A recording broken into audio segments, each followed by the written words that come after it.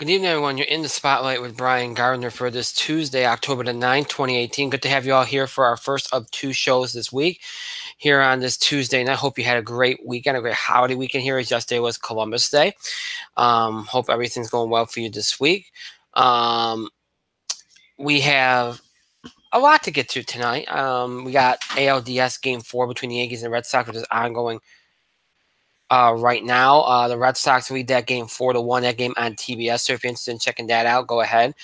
Red Sox are 9 outs away from eliminating the Yankees in shocking fashion. We'll talk about it. It looked like it was going to be, a pretty close series. And look, I know it's a it's a best out of five, and you go 4 games. That isn't exactly like, oh, it's not competitive. But at the same time, you feel like this has been kind of indicative of how these two teams played this season. These weren't your classic Yankee Red Sox games of the past where you had close games or lots of runs. It seemed like it was always one of those games where one team dominated that game and got out in front, and that was it. And that's kind of been what it's been the last 2 games. The first game was competitive, but the last 2 have not been. So to me, that doesn't make for a very entertaining series. But we'll talk more about that later. We'll update you on the score throughout the game tonight, throughout the show tonight.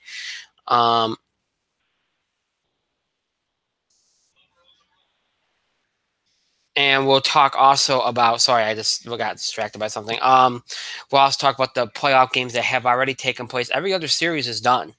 So this has not been the best first round for the MLB playoffs. They got off to a good start with the wild card games, I thought. And then, the regular season had its moments. Certainly this year, a lot of drama, especially including late with the tiebreaker games last Monday and Tuesday. But not last Monday and Tuesday, but last Monday, and then of course the wild card games. But the first round's been terrible. I'm sorry, it's been terrible. We'll talk about it, and then of course we'll preview what's to come, because in the NL we know what series we're going to get. And in the AL, right now the Red Sox are 8 outs away from making it a matchup with the Houston Astros. So we'll talk about all that here tonight as well. We'll also do some NFL. We'll do some college football, and we'll talk about Kyrie Irving, because that's a story that broke late last week about Kyrie Irving verbally agreeing to stay with the Celtics. We'll talk about that tonight as well. That's tonight's show. Thursday, we got some wrestling to talk about. We'll talk about WWE Super Showdown, which took place on Saturday. We'll talk about Raw and SmackDown. We'll talk about any other wrestling stuff we got to get to. We'll do some entertainment, TV highlights, box office beat, all that on Thursday's show, including some more stuff about James Gunn. Breaking news today, as it looks like he will be directing, or at least writing, but it looks like he might be directing as well, a Suicide Squad movie, which is, Marvel, DC. It's a big topic. We'll talk about it on Thursday. But first, before we begin, even though tonight we're talking sports, whenever news is applicable, it's important to talk about. We talk about it, and I know I don't want to hold this till Thursday, because why it's appropriate to talk about tonight. We want to express our condolences and thoughts and prayers to the family, friends, and fans of Scott Wilson, who is probably best known for playing Herschel on The Walking Dead. He passed away over the weekend after a battle with cancer. Great character actor. Gosh, he's been in so many movies and TV shows, but again, best known for playing Herschel on The Walking Dead. It was just confirmed over the weekend at New York Comic Con, which we'll talk about New York Comic Con on Thursday as well. Any big headlines from that? It was just confirmed over the weekend at New York Comic Con that Scott Wilson was going to be coming back to Walking Dead for an episode this season. And then this news broke. It is sad news. And again, a great actor, a great man, great human being. Anybody that met him, he was always at the Comic Cons and everything. Everybody loved meeting him. He was a great guy to talk to, and you couldn't help but love the man. He will be greatly missed. A tremendous loss. So Scott Wilson passing away this weekend, and may he rest in peace. And again, our thoughts and prayers and condolences go out to his fans, family, and friends. That's a huge loss. So we want to make sure we note that off the top here rather than wait till Thursday. Okay, so on that note, again, we move on, but as again, nothing else is as important as I just mentioned, but we'll move on and we'll start with football and then we'll work our way into baseball because honestly, even though baseball is the big thing at the moment, there ain't going to be a lot to talk about. Again, this has been a miserable first round. This has been an absolutely miserable first round. It couldn't be any worse, I think, for MLB. It really couldn't. And that's the way these things go. Sometimes you get a good regular season and bad playoffs. Sometimes you get bad regular season and a good playoff. Sometimes it depends on the round. It's one of those things, it is what it is. But we'll start with football first. We'll do the Kyrie Irving thing, and then we'll do baseball last because by that point, we might if the Yankees are still alive or not. So, all right. So let's start with the NFL, and um, you know, I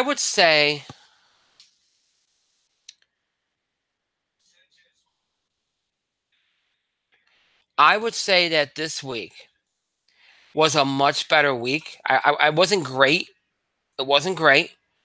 I would say it's a much better week though, only because I feel like a lot of guys. I feel like some of these teams clicked. I feel like the quality of play was a little, and that's usually what happens around week 5. It's just like a light switch goes off.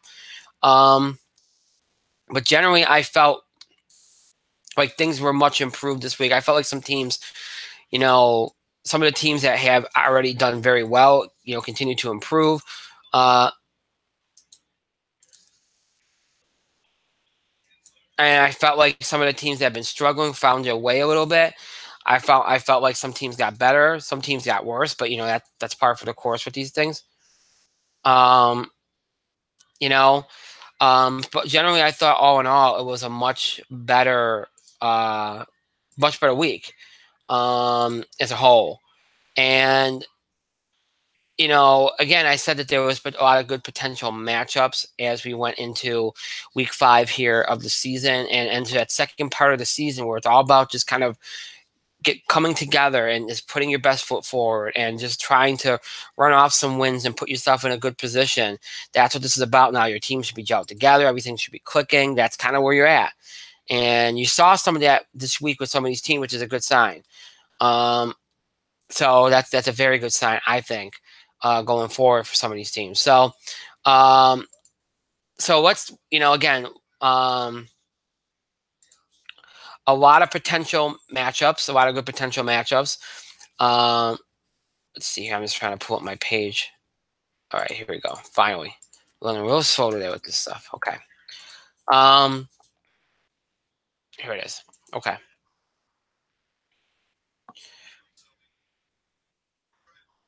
Okay. So, yeah, there were a couple of really good potential matchups. Some games ended up being ugly, which on paper we thought were going to be ugly. So that kind of fell right into place. Here we go. Come on, week 5, appear to me. Okay, here we go. So you start off with the Thursday night matchup between the Patriots and the Colts, which went the way of the Patriots. Look, the Colts being competitive, but the Patriots, winning by a decent margin, 38-24. Not much you can say about that game. The Colts just aren't there yet. They could have been there this year. They could have maybe made a run, but they're just injury depleted right now, and that doesn't help matters. And Andrew Luck is having to throw the ball way too much. They're not ready.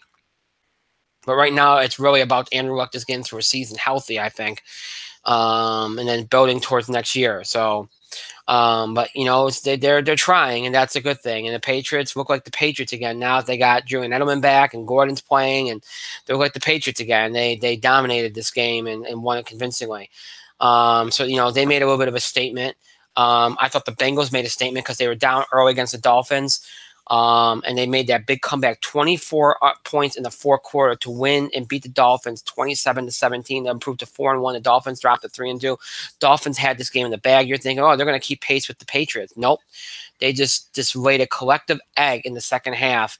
And I think that's it for the Dolphins. That's the kind of backbreaker game that, it kind of brings you back down to earth a little bit. And I think I thought that was going to happen anyway, but now it has. And, I thought it was a very impressive performance by the Bengals to come back from that point, because the Dolphins have a good enough defense to hold you down. It's a very impressive performance, I thought, by the Bengals, and they did the job, and they get the big win, and I think that's kind of a statement game. I also think the Browns made a statement game by beating the Ravens 12-9, what was an ugly game, but that's one of those ugly games for team is, hey, you know what? We're gonna win. We're gonna try to win any way we can win. And that was the only way they could win on a Ravens team whose defense is much improved, but their offense also much improved as well. Well, in this game, the Browns kind of brought the Ravens down to their level, knowing that even though Baker Mayfield has been solid, they might need to make this a lower scoring game, and that's what they did. And they win at 12-9. That's a statement win, because it means the Browns, look, we said this a couple weeks ago, but this is even more true now. The Browns are going to be not going to be a pushover. They're going to win football games. They are a much improved team, and now they're sitting at 2-1, and they're right there right now with these teams. So a very, very good win for the Browns and a tough loss for the Ravens, who are now dropped to 3-2. So a big statement by them. I thought a good statement by the Lions, who have had some struggles early in the season, but made a big play against the Packers at home, winning 31-23, saying, "Hey, we're still here too." And they improved themselves to 2-3. The Packers now 2-1. Packers continue to struggle, even though Aaron Rodgers has looked better the last couple weeks. They're still struggling, particularly on defense. So that's the Lions making a statement saying we're not going to go away. And the Chiefs, who have dominated the first half of the season, along with the Rams, making a statement of their own, beating a team that many people thought would be up there as a potential Super Bowl team with the Chiefs, the Jaguars, 30-14. The Jaguars, we know they're one of the best defense, if not the best defense in the NFL. We know offensively they just figure out a way to do it seems like, but Jacksonville threw everything they could at him, and Mahomes finally threw an interception, but still a couple more a touchdown, a couple touchdowns I think for him, a couple, and the Chiefs win 30-14 at home. They are now 5-0, and they're off and running, and they look like, if not the Rams, they look like the second. I mean, look, they're right up there as the best team in football. They're just playing good football right now, and they beat a very good Jaguars team who threw everything at them, particularly on defense. So you can't say that they haven't been tested here. So a huge statement win for the Chiefs as they continue to roll. And the Jets, much like the Lions, who have had their share of problems in the first quarter of the season, they've been embarrassed, and they've been trying to look like that same team we saw in Week 1 that we thought could be a sleeper. Well, they finally woke up against a very, very good Denver team. A team that I really liked in the first quarter of the season and thought was playing much better football than people gave them credit for. Well, I think I think they are a very good team. I like Case Keenum. I think he's a good quarterback. And not great, but he's a good enough quarterback with the Broncos defense to do things, and he's shown that. Jets win 34-16. That's a huge win for the Jets. They played good in all aspects of the game, and that's a built. Maybe now with that win on top of what they did early in season one, gives them confidence to say, "Hey, we can be that kind of team. We can win football games and maybe sneak into the playoffs here." And that's a tough loss for the Broncos after the last couple of weeks, where I think they played much better than anybody would have given them credit for. Big statement win for them. Big statement for the Steelers, who desperately needed a win. They go home and beat the Falcons 41-17, a Falcons team that's been losing a lot of close games. Nothing close about this game. The Steelers dominated it from start to finish. And it's a win that the Steelers desperately needed, and it was a big statement win for them. And the Falcons, I think their season's lost at 1-4. Panthers, big win for them over the Giants to improve to 3-1, 33-31. I thought, this could have been a statement win for the Giants because I thought they played better. I thought they played better on offense. I thought Eli wasn't too bad. Beckham got some good plays in there, and I know there's a lot of controversy over Beckham's interview, and Pat Stewart went crazy. I'm not gonna go into it all. Look, it's a mess right now. The Giants' offense needs to be a little bit less limiting, I think. And I know Eli's not very athletic and not explosive, but you got to find ways to get the ball downfield more. Not only to OBJ, but to a lot of to anybody really. They got to open this offense up more. It might be too late. They're 1-4, but that division, nobody's stepped out in front yet. So at least you got a chance in that division. So it's not totally done like it would be for the Falcons, but Giants need to get things going quick if they're going to compete here. And I think they still have a chance here. And I see some positives, but it's got to turn quick, and they have to start opening up the offense. But this could have been a statement win for them. but it ends up being a statement win for the Panthers, who are proven to be right up there with the Saints in that division. Big win for them against the Giants. Chargers, I thought, had a very good week this week. They needed to beat the Raiders, and they did, 26-10. And that's a statement win for them because they're not going to go away at 3-2. Vikings, I thought, a huge statement win over the Eagles, 23-21. Vikings needed a win like that. They have not had a good first quarter of the season. They needed to get back out in front of it, both on offense and on defense. Have kind of one of their grinded out kind of games, and they got that. In this game, it was a typical Vikings-like win, and it's a big win for them. The Eagles have got to get on track. Now they lose a jive for the year. Got to figure out a way to get it done. They got to get into an offensive rhythm, and they got to get the job done. They're just not playing good football right now, in my opinion. So, Rams just did their thing against the Seahawks. Seahawks do everything they could at them. Rams get away with it, 33-31. Again, they've had a very good first half. I thought Seahawks played very. I thought they had a very good. I thought they had a very good game here. I thought they threw everything they could. I'm very impressed with the Seahawks the way they played against the Rams. Very impressed. They were at home, and that's what they should do. But I was very impressed with it. They should be happy with it. But obviously, it ends up being more of a statement win for the Rams on the road. But Seahawks, I think, could take a lot of positive out of that game. I thought the Texans had a very good win over the Cowboys, 19-16, to keep their hopes alive in their division.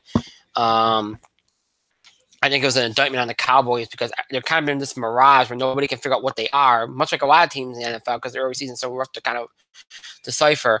But the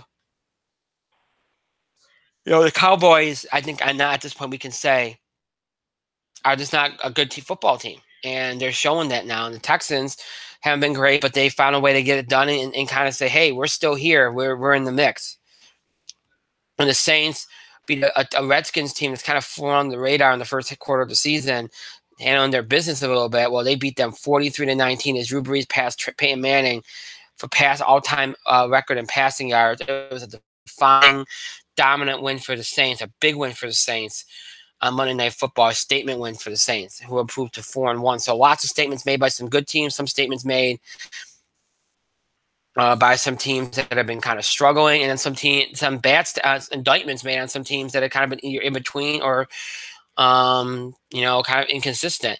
And I forgot about the Bills Titans, but Titans have been kind of, winning ugly and just kind of getting by. Well, they got into a team in the Bills that does the same thing, and the Bills win at 13-12. It was the second, or maybe this was even uglier than the Browns game. Either way, it was an ugly game. Both games were ugly games, but it probably would have been this game probably was a little uglier than the Browns game, in my opinion. But Bills still get a win. You walk away with a win. You're 2-3. Titans still hanging tough at 3-2. So all in all, again, some teams made statements. Some teams, further indicted themselves, and other teams furthered their dominance. It was that kind of week, and as a whole, a much better week, I thought, in terms of the NFL. Better quality of play, and some games were good, some games were bad, but it's kind of was I felt like a normal NFL week finally, which is good. Even though the first 2 weeks of the season I thought were not bad, the last 2 weeks prior to this past week were not very good. But this was a much bigger improvement. This was a pretty good improvement, I thought, substantial improvement. So let's see how we did on our picks before we move on to talking week 6. Because week 6 had some very, very interesting matchups as we look around here.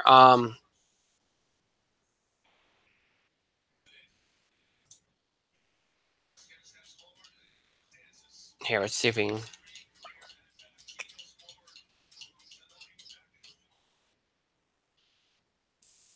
Okay, we have Patriots over Colts. That's a win. Chiefs over Jags. That's a win. Eagles over Vikings. That's a loss. Saints over Redskins. That's a win. Giants over Panthers. That's a loss. Falcons over Steelers. That's a loss. So 3-3 again for the second straight week, which is kind of what I do early in the season. I have a lot of 3-3. So not bad though. 500. Not bad. So now we look ahead to week 6.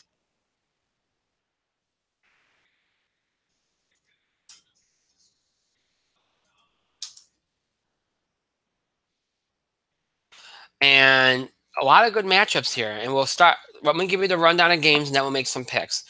Thursday night football on Fox and the NFL Network, 8:20 p.m. Eastern. The 2-3 Eagles take on the 1-4 Giants. Pretty good matchup there. Giants season probably kind of on the line here because you lose this game 1-5 ain't gonna do, even though the division's kind of still there right now. And then here's your Sunday game in the 1 o'clock p.m. Eastern window. On Fox, 2-2 Buccaneers take on the 1-4 Falcons. 2-1 Steelers take on the 4-1 Bengals on CBS. 3-2 Chargers take on the 2-1 Browns on CBS. 2-3 Seahawks take on the 1-4 Raiders on Fox. This one from Wembley Stadium, so one of those London games. And the 1 o'clock window, which is usually early in the morning, which I think they're just trying to do to see more people, have more people watching it, instead of having it early on in the morning. People probably are not thinking about watching it. 3-1 Bears at the 3-2 Dolphins on Fox. And then the 1-4 Cardinals will take on the 2-1 Vikings on Fox. And then the last couple of games here in the 1 o'clock window, 1-4 Colts at the 2-3 Jets on CBS. 3-1 Panthers at the 2-2 Redskins on Fox. And then the 2-3 Bills at the 2-3 Texans on CBS. And your 4 o'clock window of games, 4 or 5 p.m. Eastern on Fox. 5-0 Rams will take on the 2-3 Broncos again on Fox from Denver. 4:25 p.m. Eastern on CBS. 3-2 Jaguars take on the 2-3 Cowboys. 3-2 Ravens will take on the 3-2 Titans on CBS. And then your Sunday night football game on NBC, 8:20 p.m. Eastern, 5-0 Chiefs at the 3-2 Patriots. A very good matchup there. Of course, last year the Chiefs beat the Patriots on opening night after they won their Super Bowl, so it'll be a little bit of revenge game there. And then your Monday night football game, 8:15 p.m. Eastern on ESPN. The 1-4 49ers will take on the 2-1 Packers. And the two teams with a bye this week are the Lions and the Saints. So some games between some teams with identical records, some games between two teams that have struggled, some good matches between teams that have done either well or very well. So I think we're going to learn a lot about some teams this week. I truly believe that. So let's pick some games. First game I'm going to pick is the Eagle-Giant game because I have to pick that game. It's a rivalry game, and it's a game that I think the Giants, if they want to have any dreams of doing anything this year, have to win. I don't think they will, though, because I think the Eagles are going to wake up this week. I sense a struggling, frustrated team. Even though without Ajayi, I think they'll get the job done. I think you're going to see a very tough team that comes out this week, holds the Giants down. The Giant offense has obviously been a struggle. I think that will benefit the Eagles. I like the Eagles to win a tough, hard-nosed football game on Thursday night. So Eagles over Giants. And that will probably affect if we end their season, even though the division nobody's run away with that division yet. I look at the Buccaneer Falcon game, and the Tampa always plays their best teams in the division tough, so you can figure that game will be worth checking out, but I'm not going to pick it. I just don't feel comfortable enough to pick it. Steelers Bengals. I like the Bengals here. I really like what they did last week against the Dolphins, that comeback, even though they're clearly better than the Dolphins. I like the way that they played this year. I think they've been the probably most consistent team in that division, even though they got off to a bad start last week. The Ravens, I thought, had a good first couple weeks, but I think at the same time, I think the Bengals have proven to be a little bit better than them at this point, because I think the Ravens in the last couple weeks have struggled. So I like the Bengals here. I think the Bengals will handle things. I think they'll be able to air it out and keep up with the offense of the Steelers and make enough defensive plays to kind of hold things down. So I like the Bengals over the Steelers. Kind of like my little upset type pick, because that would be an upset for many people. People think the Steelers are better, and they probably are, but I think the Bengals will get it done at home this week. And being at home helps too. So, let's see what else I'm going to pick. I'll pick the Sunday night football game. I have to pick that game. Chiefs at Patriots. I'm picking the Chiefs. I think the Chiefs are better. I think Pat Mahomes is very hard to game plan against and stop. I think the Patriots have defense has been a mess, and they've gotten away, but they always tend to do that. But I just think that again, the Chiefs are, even in New England, I think the Chiefs are better. I think the Patriots will actually have a little bit of momentum because they got Edelman back. I think the Chiefs have a good enough defense to hold the Patriots down, at least enough to be able to kind of outscore them. That's what they're going to probably have to do. And I think the Chiefs can do that with the kind of offense they play. So I like the Chiefs over the Patriots on Sunday Night Football. I'll pick the Titans in the Ravens game. I like the Ravens in that game only because I think the Ravens, I think their defenses are pretty much identical. But I think the Ravens have the better offense, and I think that will get the job done. I think they have enough ways to score, even on a tough defense like the Titans. I like the Ravens over the Titans. I got to pick two more games. What games do I want to pick? Bills, Texans. I don't like that game. Panthers, Redskins. I like the Panthers on the road. Even though the Redskins have kind of quietly played a solid season, I think the Panthers, again, their defense is very tough, physical. They like to grind it out, and I don't think the Redskins are going to be comfortable with that. Even though Alex Smith, doesn't take too many risks and kind of as a safe kind of quarterback, I think that's a good defensive team that kind of benefits you. I just don't know if the Redskins get generate enough offense against a defense like the Panthers. So I like the Panthers to beat the Redskins on Sunday. We have to pick one more game, and this is a tough one. I don't know what game I want to look at here. All right, let's see. Colts, Jets. I don't like that game enough. Bears, Dolphins, I don't think it's going to be a good game.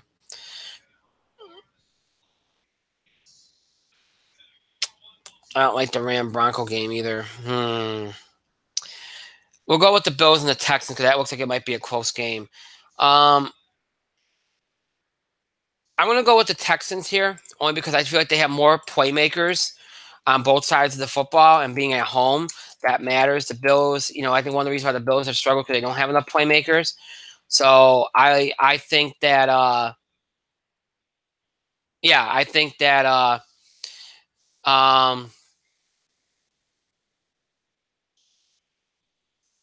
like the Texans. I'll go Texans at home. They have more playmakers on both sides of the ball.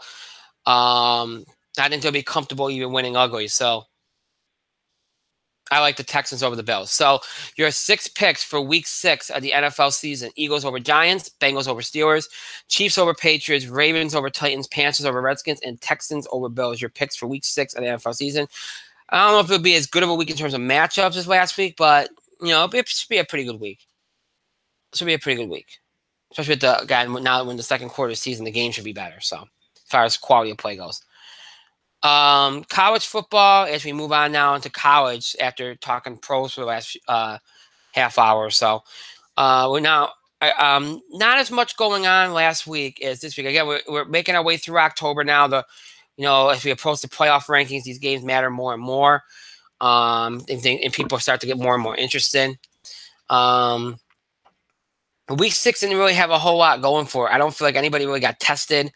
There weren't that many good games. Obviously, the big game was Florida beating LSU 27-19, which I felt like could happen. And I think Florida's kind of flown under the radar. They're a very good football team. So that one didn't really surprise me, but a very good win for Florida and a devastating loss for LSU. Notre Dame got the big win against Virginia Tech on the road, 45-23, which is a big win for them. And yeah, Texas beating Oklahoma 48-45. It's a rivalry game. That's a big deal. But I didn't feel like that was really a big upset. I've liked Texas a lot. So it didn't come out of left field for me, even though those are significant upsets that could really play a role in the playoff rankings. I guess it just, even though the games weren't bad, and none really surprised me, so kind of took away from my enjoyment of it. Auburn losing to Mississippi State 23-9. That one was probably a shocker, especially the way they lost, losing as badly as they did. So that was a shocker. That probably takes Auburn out of the running right now, but yeah, that one was probably the only kind of jaw-dropping significant thing I thought. A&M beat Kentucky, but that wasn't that. Utah being Stanford. Again, nothing earth-shattering. I think the only one that was really earth-shattering was the Auburn loss. And that one's huge because that's 2 losses for Auburn. It's going to take a lot for them to get back in the picture. So, but again, I don't think nothing like came out of left field. Nothing I don't think the other teams can that loss that were significant. I think can't overcome. I think they can still overcome it. But Auburn can't overcome the Mississippi State loss. It's 2 losses, and it's a loss to a team that's well under what you are. So, and this week I don't see a whole lot of good games. I really don't. I suppose Pittsburgh can give Notre Dame a hard time because they tend to do that. Washington, Oregon's not bad. Georgia, LSU. LSU really needs that win to kind of get back on track after the Florida loss. Those two games would probably be the only significant games. I mean, Baylor could give Texas a run after that big win last week. Wisconsin, Michigan's not a bad game.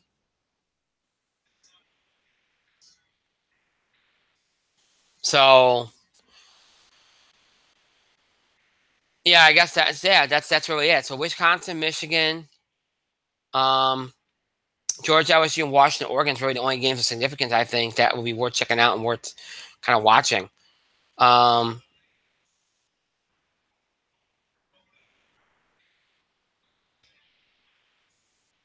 So yeah, and I think it's a big game for LSU.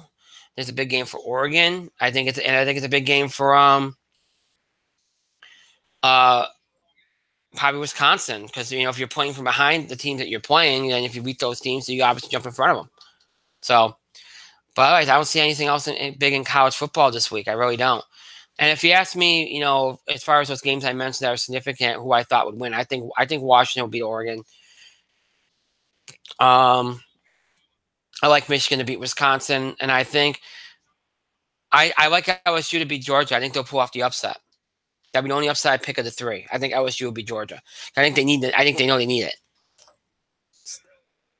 So, that's just my feeling. But yeah, not a whole lot going in college football. And then, the playoff rankings will be coming up soon. So that will amp things up. And I think, and then down the stretch, I think you'll get some better games. This week, it kind of seems like a little bit of a lull.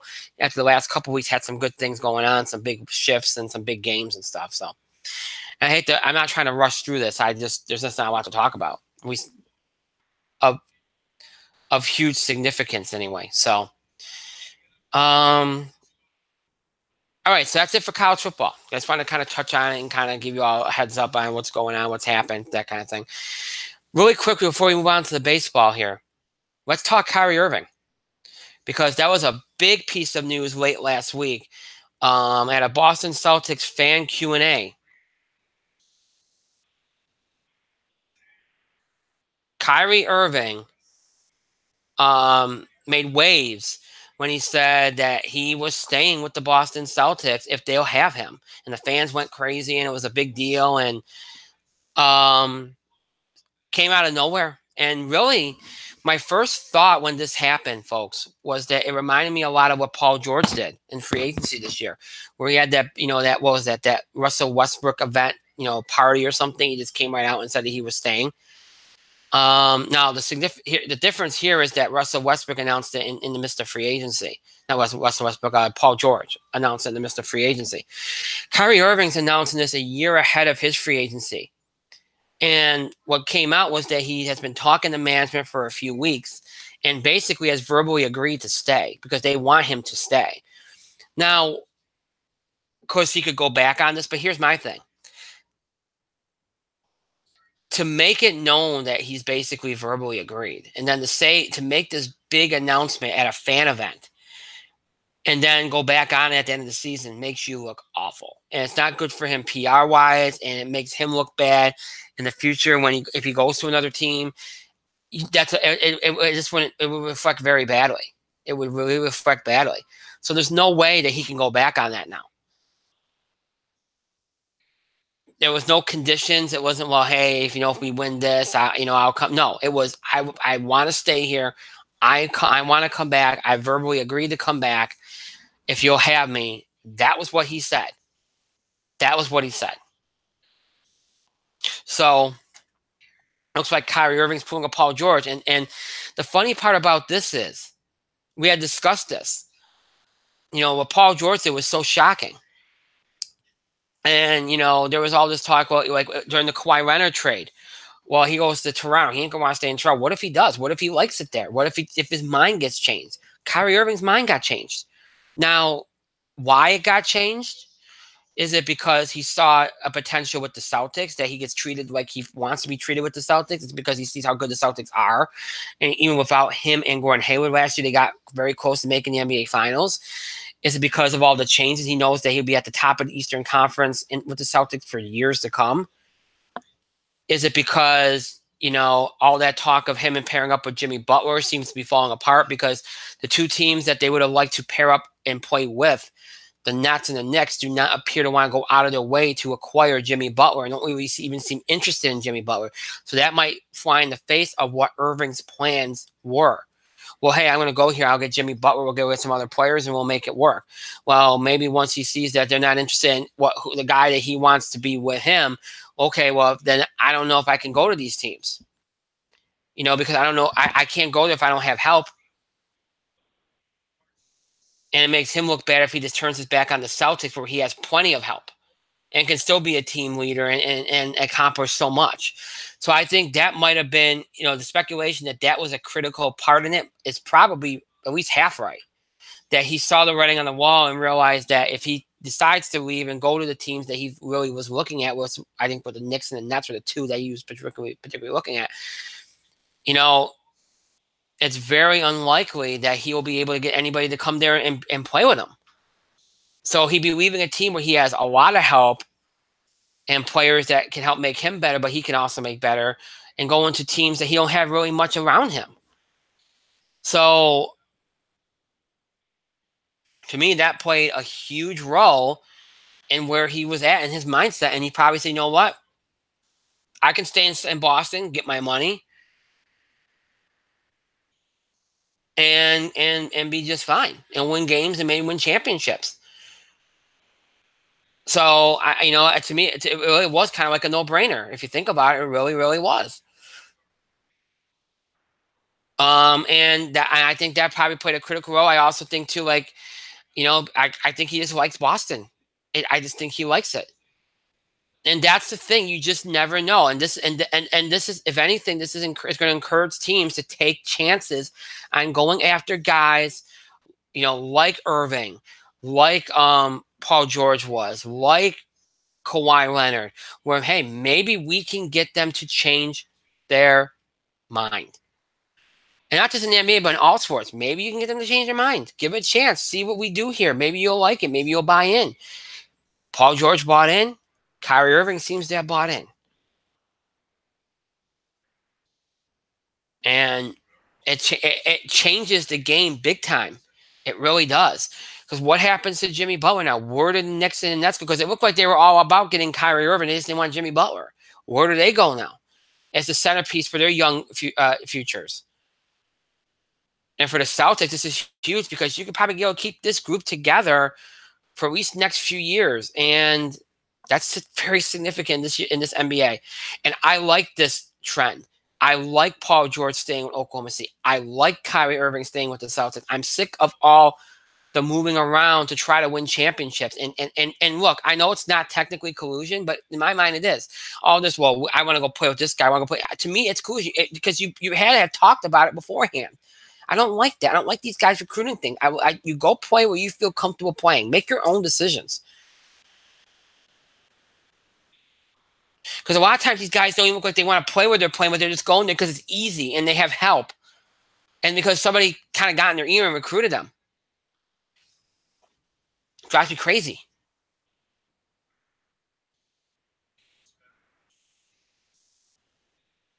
Drives me crazy. So I really like this. I like to see this. And I think it's a good thing for the league. And I hope it happens. It keeps happening. And it's a significant story. And it changes free agency next season significantly as well. It really does. And for the rest of the East, it changes things because they probably thought, well, if Irving leaves the Celtics, they're not no longer that juggernaut that we think they're going to be. Well, they're going to be that juggernaut if he stays. And it looks like he is. That's huge. Huge. So that was a big, big piece of news late last week. Huge.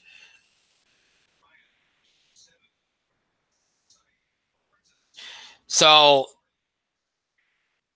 we go from talking a little bit of basketball and Kyrie Irving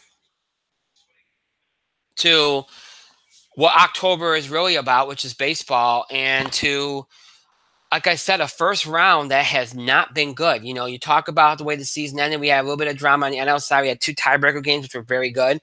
Wild card games were not bad. But on the NL side, look, everything was over pretty quickly. Yes, the Braves took 1 game, but really you just never felt like they were going to be able to pull anything off in that series. It's a bad matchup for them. And the Rockies looked outclassed. The Brewers was clearly better.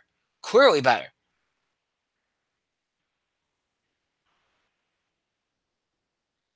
And, the Dodgers were clearly better. The Braves were not ready. They're a year ahead of schedule.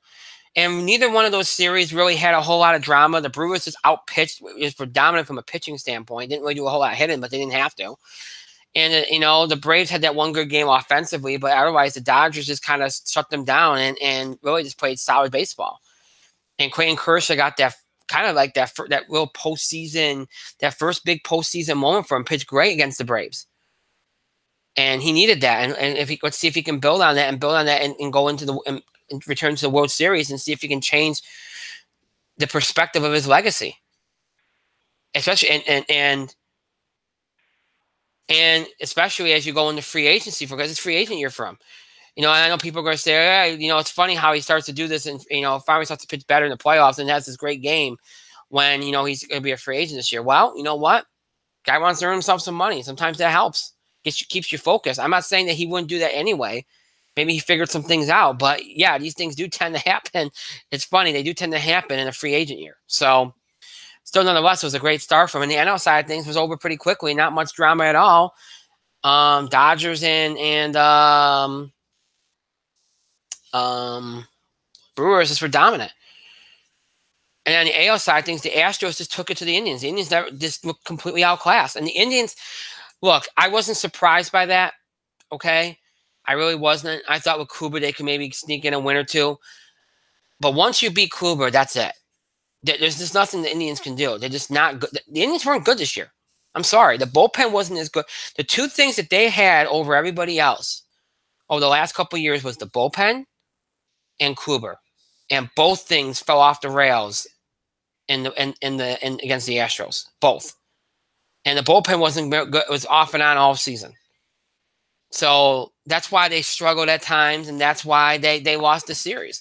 And the Astros are clearly better from a starting pitching standpoint. And when their offense is chugging and when they're healthy, which they really weren't for a good part of the second half, which is why they struggled. And once they got healthy, they became the Astros again. The Astros were the Houston Astros in that first round. They looked like that team last year that just ran through the American League. Springer, Correa, they all looked great in that series.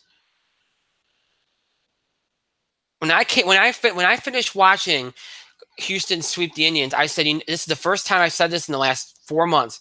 For the first time, I said it doesn't matter if it's the Boston or the New York Yankees. I don't think either one of those teams are going to beat the Houston Astros. I thought for most of this season that either the Red Sox or the Yankees could beat the Astros in a best of 7. I no longer thought that after they beat the Indians. They just looked like the Houston Astros team of old. And sometimes that happens, especially once you won that first championship. You go, you know what? Let's just get there, and we can turn it on once we get there. It's a dangerous kind of line of thinking, but it is what it is. And that's what they did. They turned it on. They were dominant. And what do the Indians do going forward? I don't know, because they're going to lose Andrew Miller. I don't know. To me, I think something needs to change. I don't think it's the manager. I always like Terry. I like Terry Francona. But I think something does need to change significantly. The bullpen didn't work out this year. They need more starting pitching behind Kluber. Offensively, I think they're okay enough. We'll see. On the flip side in the American League, you got the Red Sox and the Yankees, which has come down to the bottom of the night. It is 4-1 Red Sox. Red Sox are 3 outs away from advancing to the ALCS. That hurts my heart to say as a Yankee fan, but they're 3 outs away from advancing and playing the Houston Astros. And look, if this ends here, there'll be a lot of questions about Aaron Boone's managing. I haven't thought he's done a bad job all year. I thought he's done a okay enough job. I don't think he's been great. Some people act like everything's been all roses. But I for the most part thought he's been okay. I think the coaching staff has been abysmal. I think if they lose tonight, I think there's going to have to be changes there. I think there's going to have to be a new hitting coach. I think there's going to have to be a new pitching coach. And I think the mentality has to be changed a little bit because I think there has to be a little more fire. You can be nice and you can, and I know that's the game now, you coddle players. And I don't want to go on a Yankee rant here, but I do think there has to be a balance between, kind of communication and being nice and encouraging and also having a little bit of fire. I think you have to have that. But if they lose this series, there has to be changes to the coaching staff. I think, look, Aaron Boone has to take the blame for the last 2 games. I think he's been abysmal. But I also think you have to look at this too. I don't think Sabathia pitched bad tonight. The bullpen, I didn't think pitched bad. I didn't think the bullpen pitched bad tonight. The offense has been terrible in these last 2 games. And I thought the offense was terrible in game 1. The only game that was good in game 2, and that's because and I don't even know if you can count that because at this point they hit David Price so good that I think they're so confident against him that I think he's a broken pitcher when he faces them. So I don't even know if I count that game because they always hit David Price. I mean, you're at home. You should, they had no problem hitting in the wild card game, but they should be hit. They'd be hitting. There's nothing that Porcello tonight and Eovaldi last night did that should require them to not be able to score more runs than 1 run a game. I'm sorry. It's just the way it is. Sorry. So, the offense has to take the blame here. I also think, there was a lot made yesterday of Severino and being late to his warm-ups. And, guys that Gary Sanchez talked to A-Rod, FaceTimed him on Sunday. Apparently didn't know if it was a joke or not, but didn't know the time of the game. A-Rod said, I got to tell him the time. There was that. And then there was Gardner and Didi that didn't have the right cleats. A lot of people thinking the Yankees weren't prepared. Who knows? If they weren't, I'm inclined to believe that, look, the Yankees cover and say, oh, yeah, that Severino did what he always does, da-da-da-da. But to me, if this many people were suspicious and nobody, look, all these people that are around the Yankees,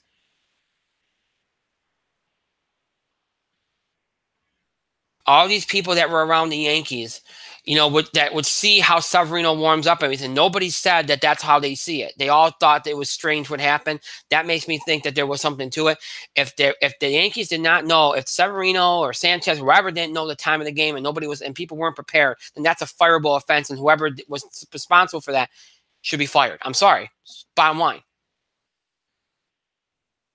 But all year, this team, to me, you can be confident and optimistic and positive, but you also have to be accountable. You have to show fire. You have to be invested. And I think there's been a little too many emotionless reactions.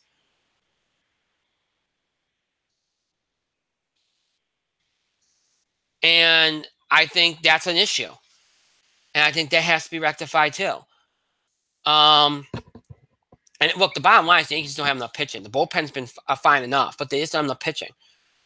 Tanaka did okay, but your so-called ace does not go 4 innings. I know this is a bullpen game nowadays. You just get what you get out of your starter, and that's it. To me,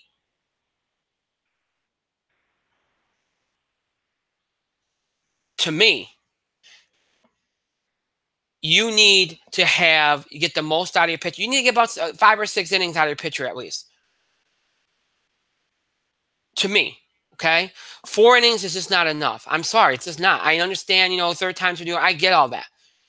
But then when you do that, you can get the most. You can't rely on getting, 12, 16, 20 outs out of your bullpen. And the more you use your bullpen, the more likely it is that one of those guys doesn't have it. It's just too unpredictable. It just is too unpredictable. So, I think the Yankees have to get more pitching when this is over.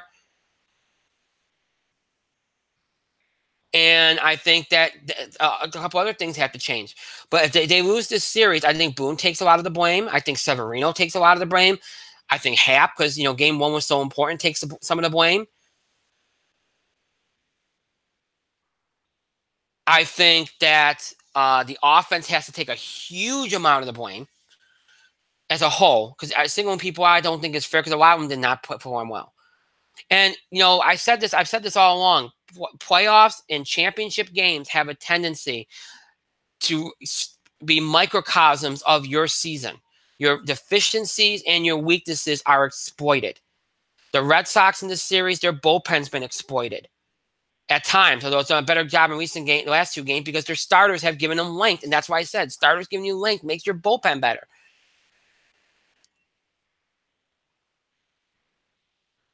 But that weakness of theirs has shown up. The Yankee weakness, inconsistent offense, has shown up. Bad starting pitching has shown up.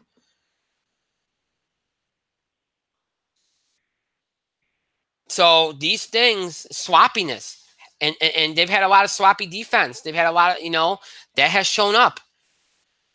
Mental errors, all kinds of has shown up.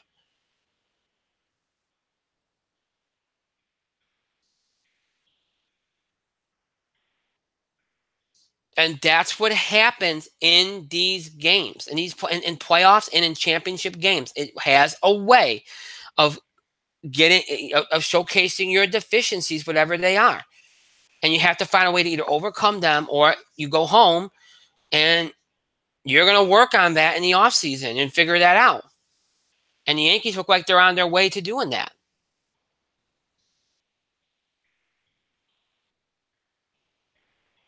So, it's been what it is. And look, the Red Sox, like I said before, once the way the Astros dispatched with Cleveland, even though I didn't think Cleveland was as good as they were in past seasons, okay, that to me told me that no matter who wins this series, I do not think they're beating the Astros. The Astros have too much starting pitching. They fixed their bullpen situation a little bit with Osuna. Their offense is clicking.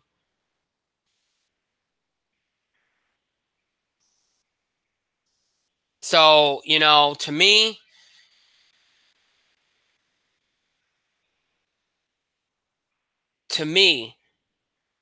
again, I just don't see it. I think whoever wins this series, look, the Red Sox played the Astros last year and they lost. The Yankees played the Astros last year and they lost. And the Astros, I think, are better this year than they were last year. So, and look, again, as I said, this first round has not been good for Major League Baseball. The NL side things, I explained how dominant things were. AL side things, the Astros were dominant. And I think, and in all honesty, I think the Red Sox have been dominant. These last 2 games, they've been dominant. The Yankees haven't put up a fight. Haven't done anything. They can't hit with runners on base.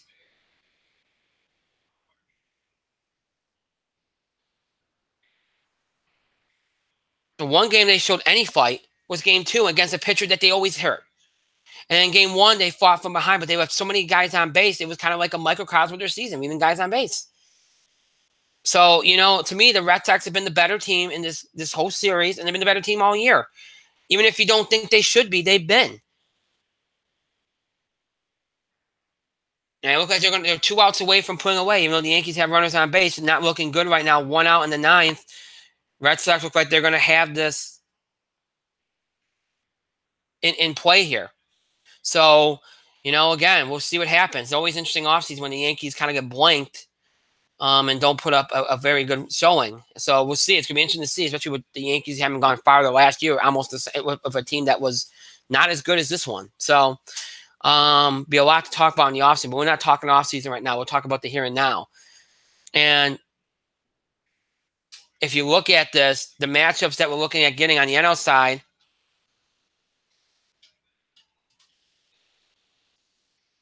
you got on the NL side the Brewers and the Dodgers. Brewers will host that. And it's looking like the Red Sox and the Astros. And again, I think the Astros will win no matter who they play.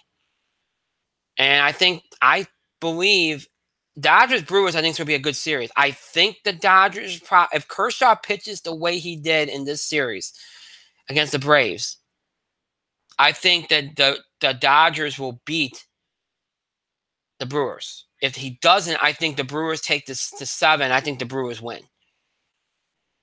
So I think that would be a good series. So that would be my feeling. It's all on Kershaw in my mind. But I think the Brewers are the better team. I think the Brewers have more pitching. And I think they're the better team. But I think the Dodgers have the experience. And I think if Kershaw pitches well, that kind of changes things. It gives them that one guy. Because I don't think the Brewers have that one guy. The Dodgers do if Kershaw pitches well. And if the offense can wake up behind Manny Machado kind of was non-existent in the first round. So, if Manny Machado and the rest of the offense wakes up, then I think it might even be easier for the Dodgers. So, that series can go either way, but I think no matter what, the Astros would win in advance. I think the Astros are going back to the World Series. And I honestly think the Astros can repeat. They have the pitching to do it. That's the big thing. And the one deficiency that they did have was their bullpen. They made it better. It's not great, but they've made it better. So we'll see how it goes. It has not been a good first round after having a pretty decent regular season, good ending with the 2 ties at tiebreaker games for the NL, which is the first time in history. The wild card games weren't bad, and this first round's been even the big series that everybody was waiting for, Boston and New York, just did not do well. It just wasn't a good series. No drama, no magic moments, no come from behind type deals, no nothing. Been disappointing, and it's a shame. It's a shame.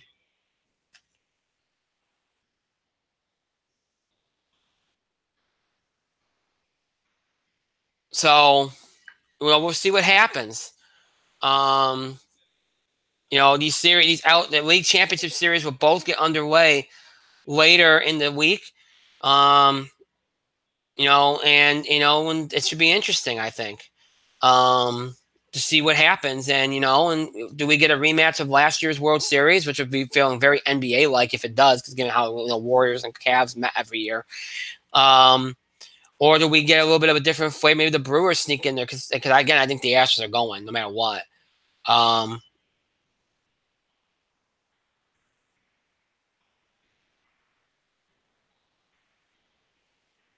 Well, Yankees have something brewing here. The bases were loaded, and Neil Walker just got hit by a pitch. So now it's a 2-run game. Bases still loaded with 1 out. The only out that Kimbrel's been able to get is a strikeout to Stanton, who's had a bad series. And Neil Walker, his curveball bounced and hit him. They got Kimbrel. Look, Kimbrel's never an easy save with the Yankees, but look, the danger here, okay, the danger here is that the way how hard he throws, is an easy double play. You could see that happening, hitting the ball hard and then getting picked off. And also, catching up with a fastball, you can fly ball it to the outfield. And that's it. And then you might score 1 run, but that's it. So this next at bat's pretty big, because if he gets behind here, I mean, you're looking for a hit. And it's Gary Sanchez. Oh boy, he could have a moment here, and change the whole complexity of his season if he gets a big hit here. But which this is not a good matchup for him because he's been swinging through fastballs all season. This is a big at bat though, because if he had fall behind, you almost wish he could walk one more guy in, because then at least on a pop fly you can tie the game.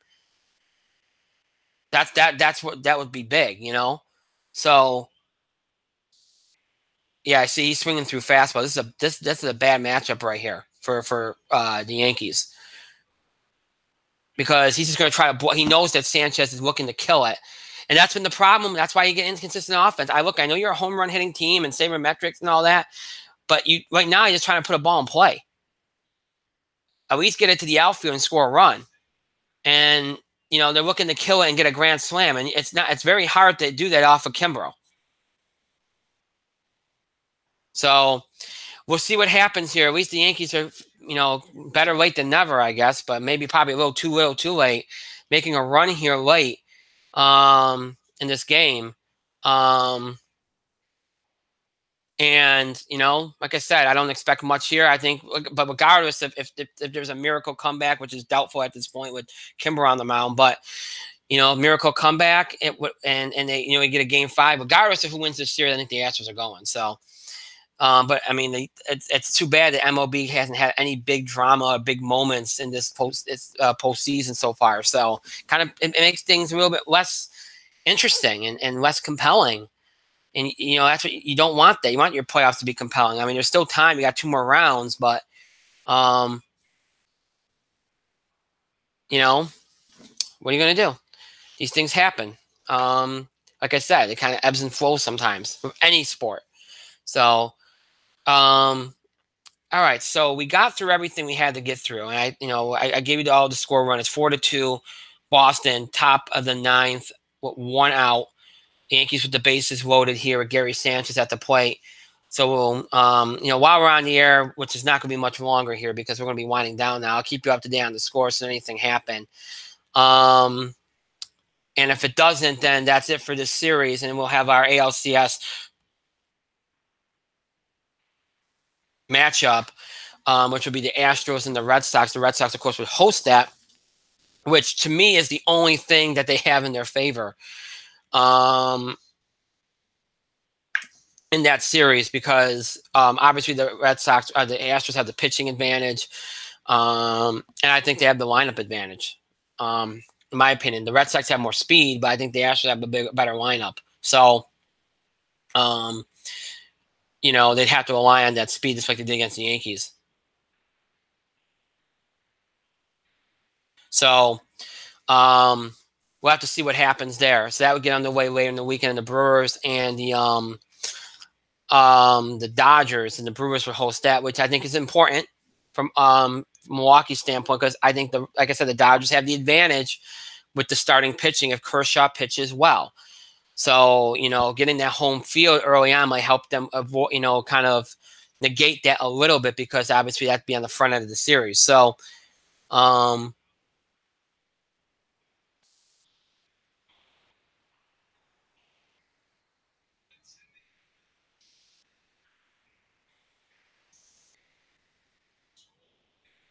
okay, so Sanchez gets a fly ball. He nearly hit a grand slam.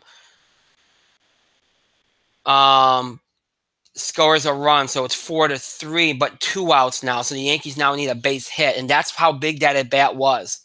Because if you had walked him or hit him again, then the time you get that run running, and then all you need is a sac fly to tie the game. And if a guy like Kimbrough, that's an easier task because you can get on top of the fastball and get it out to the outfield. So that's why that was huge. So you know what? He gave it was a good at bat. I mean, he got it to the warning track. I mean, it is what it is. So you know what?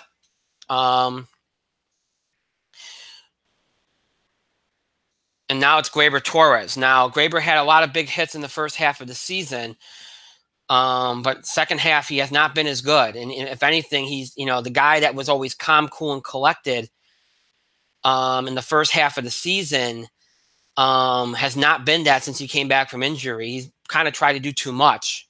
So and that's kind of been an issue for him in the second half. So right now, you just got to try. I mean, you got 2 outs, so putting the ball in play doesn't seem like the right play either. Because putting the ball in play sometimes means a sac fly or a ground ball. So it's really hard. And I'm stalling because I want to keep you guys here because there's only 1 out. So I'm kind of giving you a play-by-play here because I figure it's stupid to go off the air when this game's on the line here. And as soon as it's over, we'll just start winding down. But yeah, it's a hard thing, especially for a rookie in this situation because you always tell these guys don't try to do too much to put the ball in play. Well, with 2 outs, I don't like telling guys to do that. Now I would tell them don't look for the home run, just look for your pitch and try to put a good swing on it. That would be what my advice would be. Telling a guy to put the ball in play. Well, wait a minute, that could be a ground ball. That's what you tell somebody to do at 1 out or no outs. Okay, you don't tell somebody to do that with 2 outs. You don't tell anybody to do that. And now they're down to their last strike. So that makes it even more hard because now you have to defend the plate. And, that means you could swing and pitch out of the zone. Kimball has options here now, and especially against a rookie who's really trying really hard to do too much.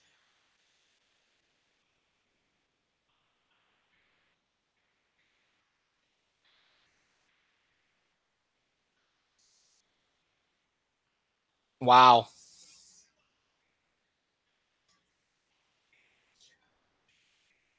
We're going to have a challenge here. So a ground ball.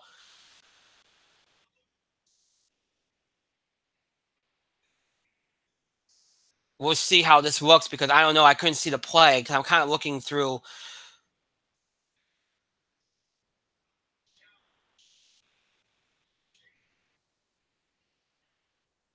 So the throw.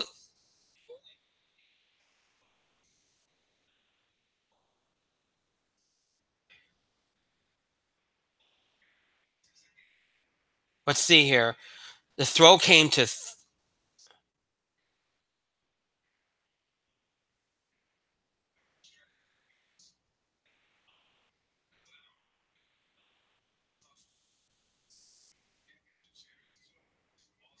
yeah, he's out. So okay, so the Red Sox are going to win here. That's going to be it for the Yankees season. A heartbreaker. Again, they just got started too late. I mean, they made a run at it in the ninth inning, and they, and you know what's going to. Here's the thing. This is going to come down to people are going to look at Stanton's at bat and him not doing anything, and that's going to look bad too. So, a tough loss for the Yankees. That's all you can say. That's all you can say. So it'll be the Red Sox and the Astros later in the week for the ALCS, and the Brewers and the Dodgers for the NLCS. So Red Sox win 4-3. Yankees have a nice little run at the end there, but do not get the job done. So, all right. So I kept you on the air because I wanted to end the game there. So we kind of give you a little live play-by-play. We don't do that too often, but I figured why not. So, all right. So with that being said, we are done for the night. As always, the show might be over. Does not mean you have to stop interacting with our show. Continue to have your voice heard. I didn't do this at the beginning of the show. I didn't give you all the information. I usually do that. So my bad. That's a mistake on my part, telling you to email and stuff. I didn't do that. So my fault, folks. I'm sorry about that. But anyway, you can still do that even though the show is over. Send us your questions about the show, scheduling of the show, topic ideas, or breaking news for sports, entertainment, or wrestling you want us to cover, reactions, comments, opinions, things we talked about on the show, things we said. Any of these things you can do by email, Facebook, and Twitter. You can email us at itspotlight411@gmail.com. You can also follow us and tweet us at itspotlight411. Remember to use the hashtag itspotlight411 for anything you tweet regarding our show. And as always, you can find us on Facebook. To search In the Spotlight 411 on Facebook, and then make sure that you like our fan page once you're on it or once you find it. Again, please follow us on social media so you can get the latest information about our show, especially when it comes to scheduling, any last minute postponements or delays. We post on there to let you all know ahead of, about them and everything. And we also post random thoughts on our social media as well. So you have access to all that and more. Make sure that you follow us on social media. Follow us on Twitter at itspotlight411. Remember, hashtag itspotlight411 is what you want to use when discussing our show or tweeting at us. And of course, again, on Facebook, just search In the Spotlight 411 on Facebook, and then make sure that you like our fan page once you find it so you can interact with us and all that good stuff. 2 ways to keep up the show and look back at classic episodes. You can either stream us anytime on YouTube. I can't say Google Plus because that's going to be shutting down soon. So you can stream us anytime on YouTube. Just search for us In the Spotlight 411 on YouTube. And then once you find us, you can stream any of our episodes since we debuted here on Google Plus and YouTube way back in October 2015. So any of those episodes are available for you to stream anytime you want. So just search for us on YouTube In the Spotlight 411, and you'll be able to stream any of the past episodes since we debuted in mid-October of 2015. If streaming is not your thing, maybe prefer to listen to us rather than see us, or listen to us on the go, or you're interested in older episodes of the show.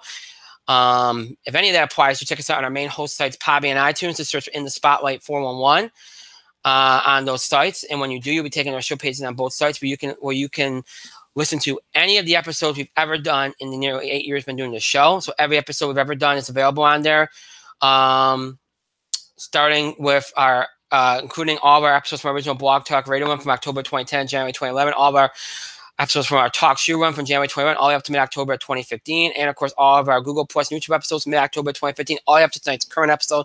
All those episodes transferred to audio format for your convenience. Every episode we've ever done in audio format for your convenience. All episodes in order from the most recent, that being tonight, all the way to the oldest, way back in October 2010. All available for you to listen to anytime you want. Listen to them on the go. Maybe miss an episode, miss a part of an episode, want to check out an episode again. Maybe you're a longtime fan that wants to check out an episode from way back when again, or a new fan wants to check out an episode from way back when for the first time, or keep up with current episodes. Any of those things you can do on our main host sites, Podbean and iTunes. Just search for In the Spotlight 411. Again, just search for In the Spotlight 411. You can do all that and more. So Google, YouTube, Podbean, iTunes, your ways to keep up the show and look back at classic episodes. YouTube, Podbean, iTunes, your ways to keep up the show and look back at classic episodes. Search for In the Spotlight 411. Again, just search for In the Spotlight 411. I can't say Google Plus anymore because it's going to be closed, so I'm not going to say it anymore. So. And again, folks, I'll try better next time. I forgot all about doing the emails and the Twitter and the Facebook stuff at the beginning of the show. I never usually do that. It's very rare that I forget to do that, so my bad on that. Shout out to my co-host, Mike, again, not joining us tonight, but I do think, I've said this before, I keep saying because people keep asking, I do think he'll be back with us soon, so that's good news. But shout out to him. Hope everything's going well for him. I want to thank myself and our great show, Parents by Bank, and thank all of you for your continued support and contributions to the show. Thank you so much for watching. To also be watching, listening to later in archive, thank you to you as well. That is it for tonight. Our next show will be this Thursday, October the 11th at 10 o'clock p.m. Eastern Time, streaming here on YouTube.